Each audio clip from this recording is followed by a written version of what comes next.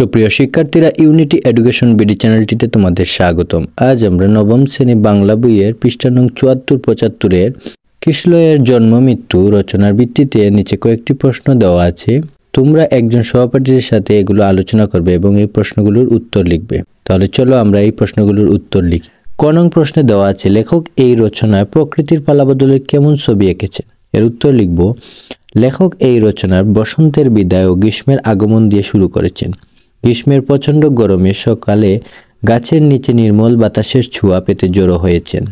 তারপর এসেছে বর্ষার অঝোর বৃষ্টি। দেখতে দেখতে গরমের সময় শেষ হলো। এসেছে হেমন্ত। হেমন্তের প্রথম দিকে সমস্ত গাছের পাতা ক্রমে ঝরে পড়তে শুরু করে। এভাবে শীতের মধ্যে প্রকৃতির রূপ বদলায়। গাছের সব পাতা ঝরে যায়। প্রকৃতির পালাবদলের এই বৈচিত্র্যময় চিত্রটি লেখকের উক্ত রচনায় এঁকেছেন। খ নং প্রশ্নে, মানুষের জীবনের সাথে গাছের পাতার মিল কোথায়? এর উত্তর লিখব, মানুষের জীবনের সাথে গাছের পাতার অনেক দিক দিয়ে মিল রয়েছে।